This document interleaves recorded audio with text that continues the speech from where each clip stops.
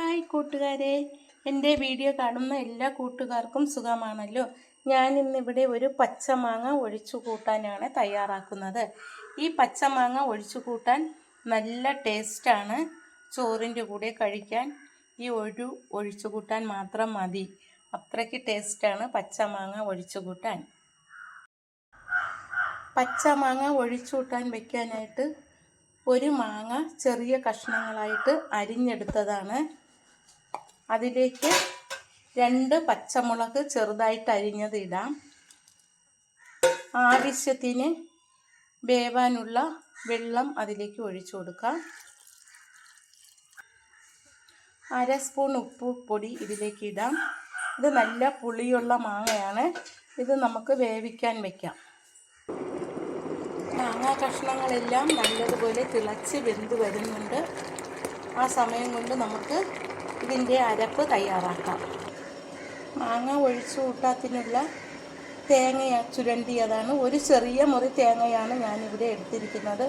അത് നമുക്ക് മിക്സിയുടെ ജാറിലേക്ക് ഇട്ട് കൊടുക്കാം.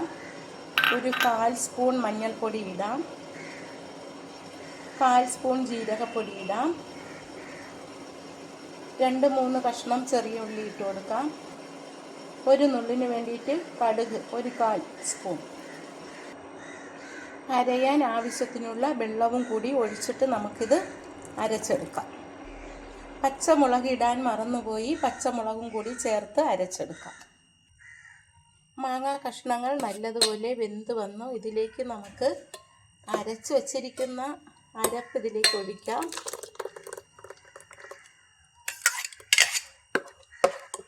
ഒഴിച്ചിട്ടൊന്ന് നല്ലതുപോലെ ഇളക്കി കൊടുക്കാം. ഉപ്പും പുളിയുമൊക്കെ ഉണ്ടോ എന്ന് നോക്കാം. പുളിയൊക്കെ ആവശ്യത്തിനുണ്ട്. കുറച്ച് ഉപ്പ് കൂടി ചേർത്ത് കൊടുക്കാം. ഇനി നമുക്കിതിലേക്ക് കടുക് വറുത്തിടണം. ഇതൊന്ന് ചെറുതായിട്ടൊന്ന് തിളച്ച് വരുമ്പോൾ തീ ഓഫ് ചെയ്യാം. മാങ്ങ ഒഴിച്ചു കൂട്ടാൻ തിളച്ചു. ഇനി നമുക്ക് തീ ഓഫ് ചെയ്ത് കൊടുക്കാം.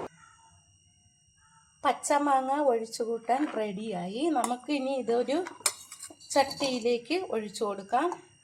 ചട്ടിയിൽ മാറ്റിയില്ലെങ്കിലും കുഴപ്പമില്ല. ഞാനിപ്പോൾ ഇതൊരു ചട്ടിയിലേക്ക് ഒഴിച്ചു കൊടുത്തു. ഇതിലേക്ക് നമുക്കിനി കടുക് വറുത്ത് ഇട്ട് കൊടുക്കാം.